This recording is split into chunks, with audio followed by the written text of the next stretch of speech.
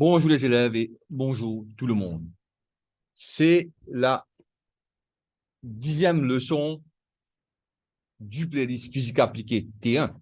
Et dans la leçon, on va introduire la loi des nœuds et la loi des mailles. OK? Loi des nœuds et loi des mailles, 10e leçon du playlist physique appliquée T1. OK? Et première chose, c'est nous besoin comprendre c'est quoi un récepteur électrique. Et puis, c'est quoi un générateur électrique? Et là, moi, je vais une animation. Okay. Everycircuit.com. Et là, moi, ce qui m'appelle une source de tension, 12 volts, et une résistance de 12 kilo-ohms. Et là, par définition, la source de tension est la génératrice et le générateur d'énergie. OK? C'est la source de tension, c'est elle qui fournit l'énergie électrique et la résistance, c'est elle qui consomme l'énergie électrique. Bon, là, maintenant,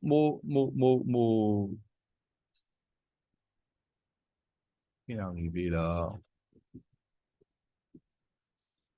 Voilà. Voilà.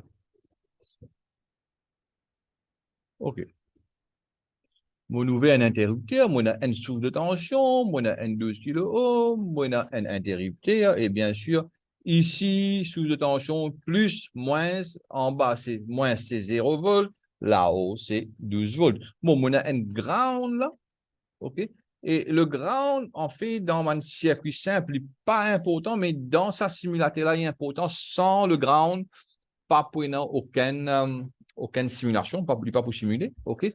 Ça, c'est 0 volts. Et tant qu'il est en courant, quand il est dans un lien conducteur, il est pour 0 volts. Ça, 0 volts, ça, 0 volts. Peine en courant ici, ça aussi pour 0 volts. Peine en courant ici, ça aussi pour 0 volts. Ça aussi 0 volts. Par contre, ici, 12 volts, connecté ici, 12 volts, jusqu'à un point là aussi, 12 volts. OK. C'est une affaire. Et sa source de tension-là, on appelle ça le générateur. Sa source de, pas source, mais sa consommateur-là, celle qui consomme toute l'énergie électrique, on appelle ça un consommateur, OK, un récepteur d'énergie électrique, OK. Et là, mot,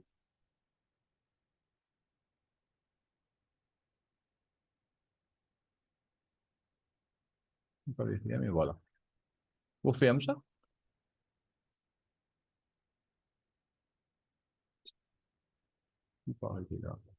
voilà, vous fermez ça, et de trouver que une charge peut tourner 12 kilo, 12 volts plutôt, divisé par 12 kilo-ohms, divine N sur N kilo-ohms, N sur 1000, N milliampères de courant peut passer.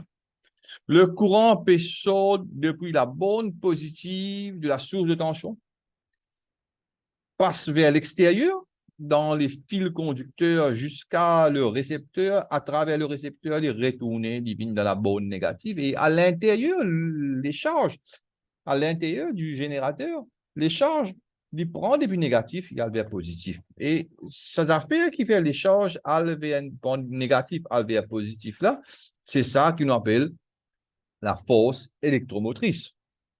OK? Et là, nous trouvons que, bon, 12 volts, 0 volts. 12 volts, 0 volts, ça veut dire, rendez-vous ici, jusqu'à là-bas, on a une élévation de tension. Et comme on a une élévation de tension, le courant dans le récepteur lit dans une direction opposée. Imagine bien, le courant dans le récepteur lit dans une direction opposée de l'élévation de tension. OK? Ici et qu'ici, on a une élévation de tension, 0 volts, 12 volts, et le courant dans le générateur, dans sa condition-là, OK, il y en a plusieurs conditions, il y en a deux conditions, dans sa condition-là, est dans la même direction que dans dans la même direction que l'élévation de tension. Le courant ici, il est dans la même direction que l'élévation de tension. Par contre, le courant ici, il est opposé à l'élévation de tension. OK. On arrête ça. Deux affaires qui sont importantes. OK. Et on prend ça dessin-là, on a dit ici, bon, comme on a dit ici, divine de sa forme là. OK.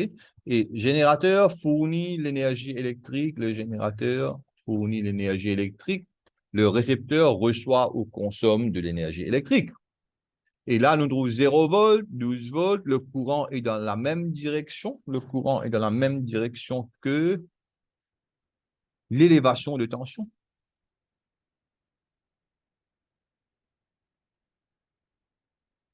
Là, moyennant une élévation de tension.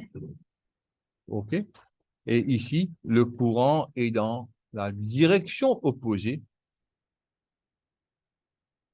de l'élévation de tension. On veut dire, ici, c'est 0 volts, ici, 12 volts. Ici, courant latéral dans sa direction là, élévation dans sa direction là. Ici, courant latéral dans sa direction là, élévation dans sa direction là. Même direction, direction opposée. Ici, il m'a dire.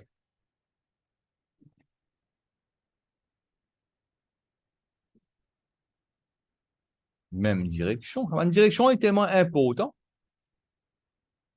Bon, je vais mettre une autre couleur. Ici, c'est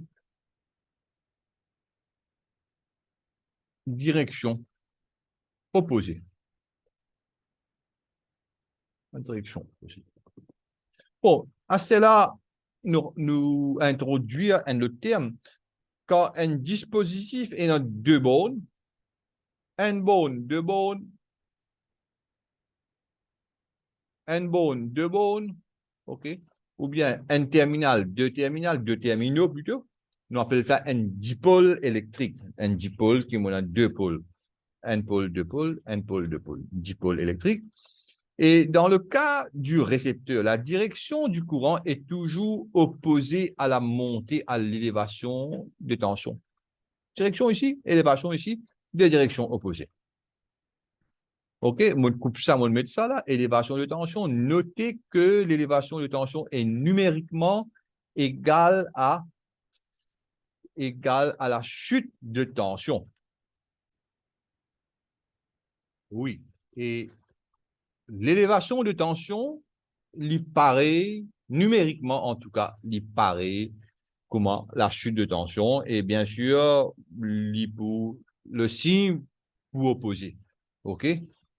Si mon a une élévation de plus 12 volts, moi prends une chute de tension de négatif 12 volts, c'est normal. OK. Dans le cas du générateur, là, nous avons d'autres problèmes. OK? Le courant peut être soit dans le même sens ou dans le sens opposé. Opposé. Opposé de l'élévation de tension. Et dans ce cas-là, le courant est dans le même sens. 12 volts, 0 à 12 volts, le courant est passe là, le courant en V là, il passe là. OK? Et quand il peut faire ça, c'est une décharge de la batterie. Mais par contre, une fois, nous besoin charge la batterie. Par exemple, dans un onduleur, dans un UPS, ou bien dans l'automobile, quand l'alternateur, il pour rectifier, il pour charger la batterie de l'automobile, OK? Et là, le courant peut rentrer dans la borne positive, OK? OK? Et là, le courant est opposé à l'élévation de tension, OK? Et là, on peut dire que la batterie peut charger, OK? Le courant est opposé négatif ici, courant dans la direction là, et positif, négatif ici.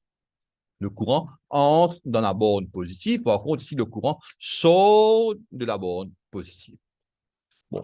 Maintenant, nous avons loi des nœuds ou bien première loi de Kirchhoff. Première loi de Kirchhoff.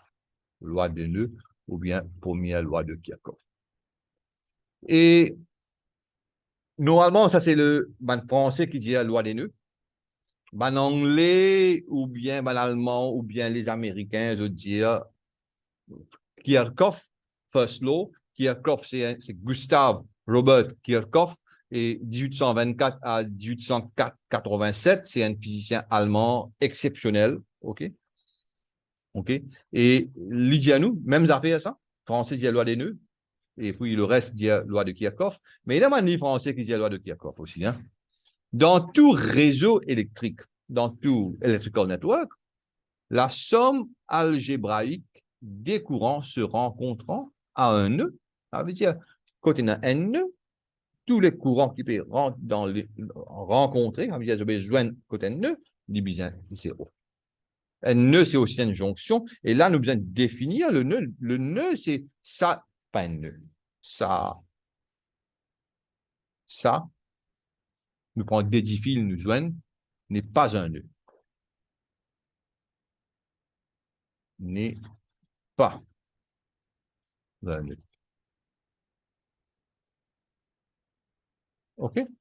Par contre, ça, c'est un nœud élémentaire. Un T, ça veut dire qu'il y a un fil peut aller, qu'un autre peut venir là. C'est un T élémentaire. OK? Et ça, c'est un nœud. Et ça, c'est un autre nœud. Ça veut dire là, moi, un nœud qui moyenne 1, 2, 3, 4. Un nœud de 6 branches. OK? Un nœud se voit ou bien la branche. Il vient plus que 3 de Hakala, plus ou égal à 3 de Hakala, il est égal à 3, et là, il est correct. De Hakala est égal à 6, de Hakala est égal à 3, de Hakala, il y a une 2, mais 2 n'est pas une nœud. OK. La somme des intensités des courants qui arrivent à un nœud est égale à la somme des intensités des courants qui en repartent. Alors, ça, je comprends. Comment il y a la croisée, ça, il y a certaines choses qui peuvent rentrer, il y a certaines choses qui peuvent sortir. OK. Et là, nous besoin dire que la somme, quelle somme? La somme algébraïque nous peut causer, mais seulement nous besoin attribuer un signe un signe mathématique et de Hakala, nous sommes capables de dire que ce qui peut rentrer positif et ce qui peut sortir négatif, ou bien ce qui peut rentrer négatif, ce qui peut sortir du pour opposé pour négatif. Et aussi, il n'y a pas d'accumulation de charge à la jonction d'un réseau ou bien d'un circuit. Ça veut dire, à un nœud, la somme des courants égale à 0. Et dans Hakala, par exemple, nous dire, bon, nous disons courant entrant est égal à courant sortant. Dans Hakala, nous allons dire, ça peut rentrer, IC peut rentrer, IE peut rentrer. IC et IE peut rentrer. Et ce qui peut sortir, IA, ID et IB. Mais IC plus IE est égal à IA plus IB plus ID. Et là, si moi applique ça truc-là, ça, je suis capable de dire, mais si jamais, nous disons, si ça positif, ça négatif, courant entrant positif, ça veut dire IC plus IE, courant sortant négatif, retire IA, retire IB, retire ID est égal à 0, et là, moi, respecter sa formule-là. OK? Et là, finalement, mon gain ici. OK? C'est deux formes de la formule qui pareil, qui est égale, et simplement, n prend tout ça, on l'a vu ici, ou bien n décide pour dire courant entrant et la courant sortant. Bon, moi, je suis capable de dire ça négatif, ça positif. Moi, je suis capable de faire ça aussi. OK? Mais je ne pas faire dire. OK, nous laissons là. La première loi de Kirchhoff peut être appliquée à tout système fermé, isolé, exemple, chambre, maison, etc. Bon, moi, j'ai l'espace qui m'a gardé là, et moi, c'est fait de comprendre ça. Ça veut dire si moi, en une maison. Si mon réseau alimentation fournisseur, EDF au fournisseur, nous avons EDF, Électricité de France, ou bien à Maurice, c'est CEB, OK? Il peut avoir un courant ici, nous appelons ça IX. Bien sûr, le courant, il n'y a pas d'accumulation de courant ou de charge. OK, même affaires, ou de charge électrique. Ah bien, tout ce qui rentre, bien sorti. Et moi, appelle ça, bon, on appelle ça I entrant, on appelle ça I sorti. Et par la loi de Kirchhoff, ça vient me prendre, hein, me sectionne ça là. Tout ce qui rentre dans la barrière là, même affaire pour sortir. OK? IE est égal à IS. Et si je dis positif, ça est négatif, bien IE retire IS est égal à 0. Si je dis IS ou bien retire IE est égal à 0, tout dépend qui convention me servit. OK. Et là, nous finissons ça, nous avons loi des mailles. Loi des mailles. Loi des mailles, toujours système français avec sa loi des mailles. Anglais, anglophone, allemand, américain, peut-être russe aussi, dit ça. Seconde loi de Kirchhoff. OK? Toujours en l'honneur de Gustav Robert Kirchhoff. OK? Dans tout réseau électrique, in all electrical network, la somme algébraïque des produits, algébrique, comme ça m'écrira, algébraïque, braïque, non? Algébraïque, algébrique, OK. La somme algébraïque des produits, des courants et des résistances, ça veut dire des produits, des courants et des résistances, ça veut dire I fois R dans chacun des conducteurs ou bien un composant électrique dans une maille est égal à la somme algébraïque des forces électromotrices dans cette même maille. OK? Et une maille, c'est un exemple d'une maille, c'est ça. Une simple batterie connectée avec une simple résistance d'un circuit fermé, c'est l'exemple le plus simple d'une maille. OK? Et ce qu'il peut dire, moi, somme des IR plus somme de F et M, force électromotrice, égale à 0, OK? Et autour ou bien dans la maille. Bon, maintenant, nous besoin de définir une maille. Et moi, pour définir, là, moi, pour faire comment capter une maille. Exemple de maille.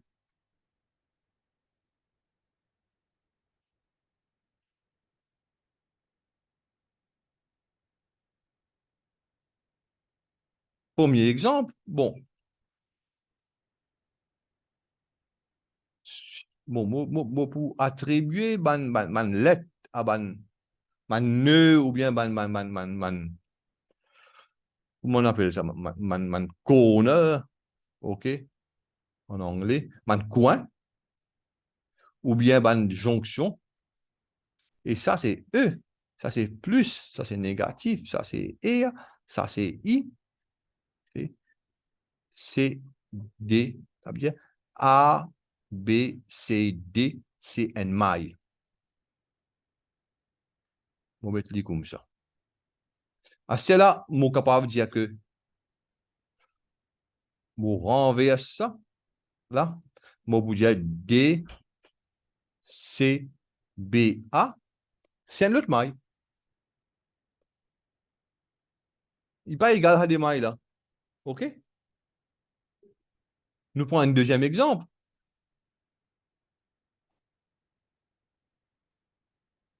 Nous prenons un exemple plus complexe.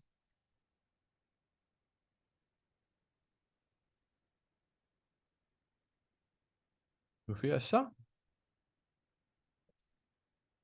Bon, nous retournons là. Nous retournons là. Allez. Et là, j'ai besoin de comprendre que mon A, B, C, D, E, F. OK. Je suis capable de dire que A, B, C, D, E, F. A, B, C, D, A. Vous avez complété. Et D, C, B, A, D, C, B, A, D, nous besoin compléter. OK? D, C, B, A, D, fait du complet. A, B, C, D, E, F. A, c'est une maille.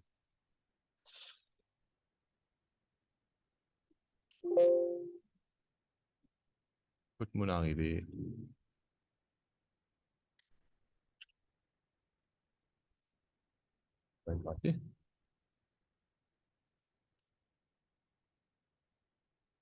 Allez, fin d'arrêt. EFA, c'est une maille.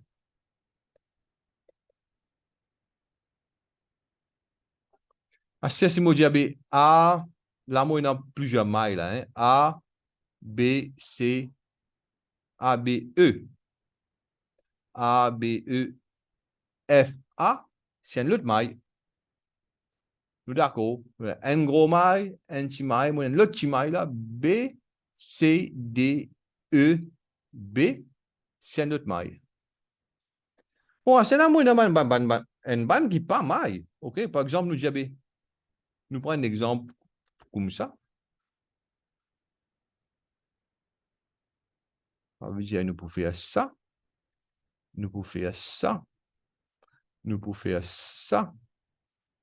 Nous pouvons retourner là. Nous pouvons faire ça.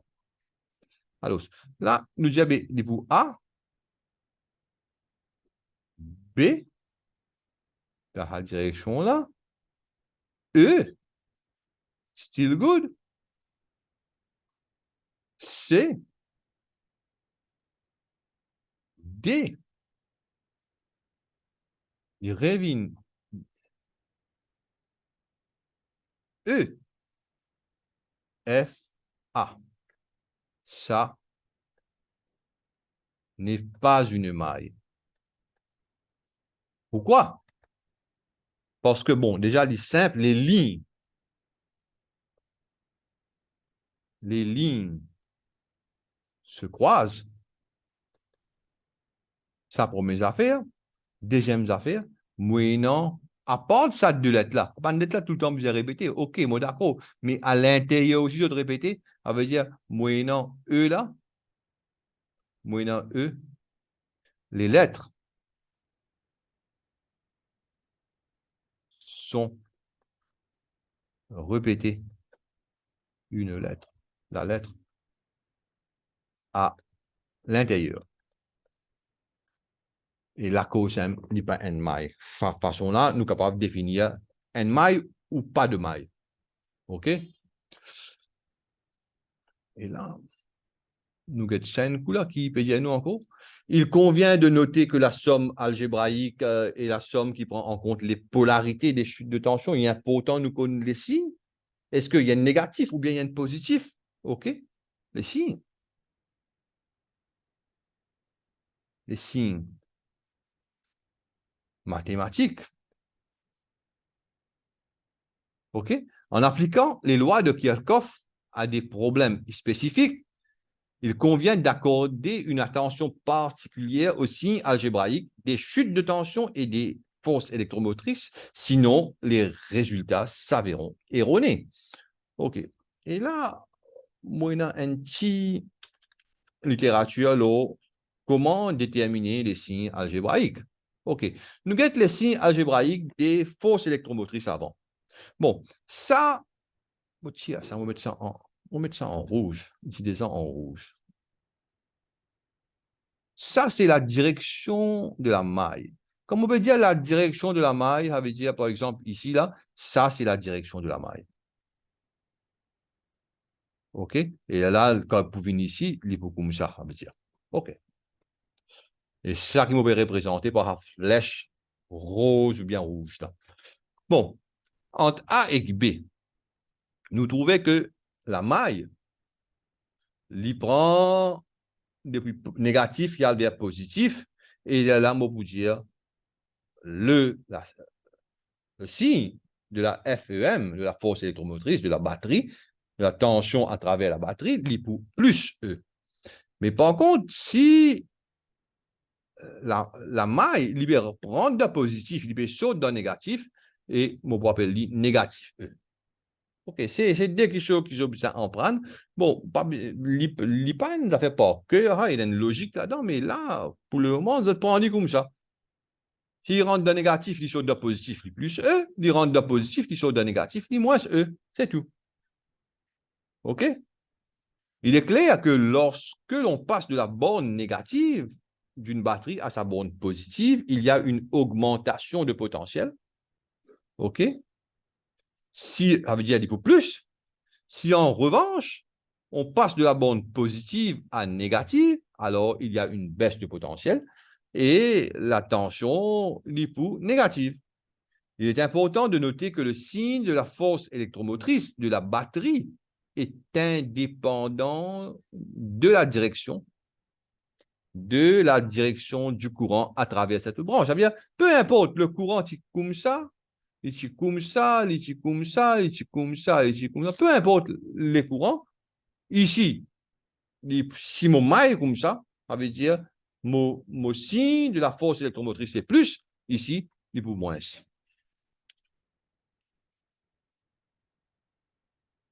OK? Il est indépendant de la direction du courant à travers cette branche. Bon, maintenant, les signes algébraïques des IE, nous finissons get pour ça. FEM, assez nous get pour hier. OK? Et là, nous prenons un exemple. Mon maille dans sa direction là, en vert. OK? L'hyperante dans négatif et puis vers positif. C'est-à-dire, l'éclair qui m'oscille de la FEM, la force électromotrice, et une élévation de potentiel, est positif. Plus E. OK? Et là, ici, là, mon maille peut descendre là. OK? Et ici, moi, il y a un gros potentiel. Ça veut dire, ici, c'est plus E. Ici, c'est 0. Et il y a une descente de la potentiel, une chute de potentiel, nucléaire qui me un signe négatif. Et c'est quoi la valeur? La valeur, c'est IR. OK? Ça veut dire, il faut faire E plus E plus de moins IR, parce que ça, c'est mot IR est égal à 0. Et là, divine, E moins IR est égal à 0. Ça, c'est la logique. OK? Et là, nous pouvons dire, bon, c'est une résumé ici. OK?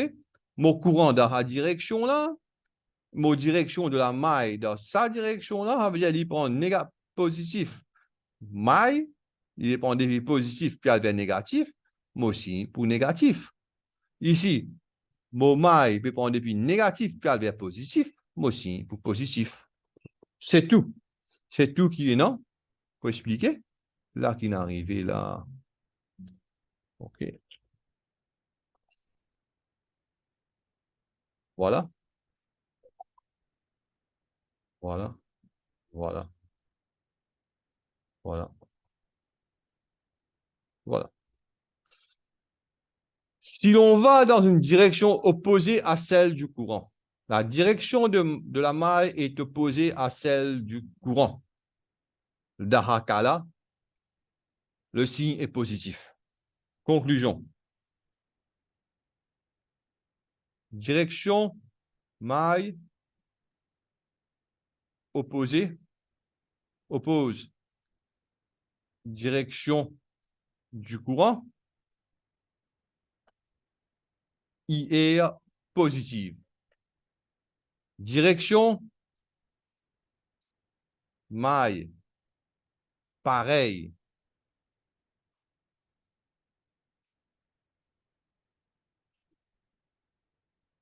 Pareil que la direction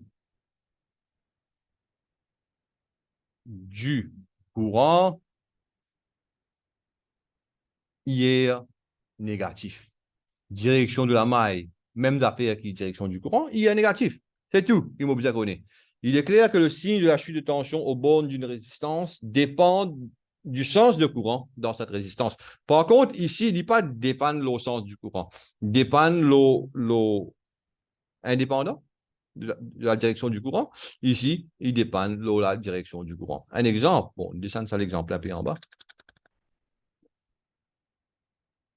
Un seul exemple pour faire, et puis dans les autres vidéos, on va faire plusieurs exemples, OK, pour montrer la puissance de la loi là, la loi des nœuds et la loi des mailles. Bon, Trouvez les signes des chutes de tension dans la maille suivante. Là, on finit déjà moi, mon maille. Mon maille, c'est, pourquoi nous appelons maille? En anglais, loop. Loop. En anglais.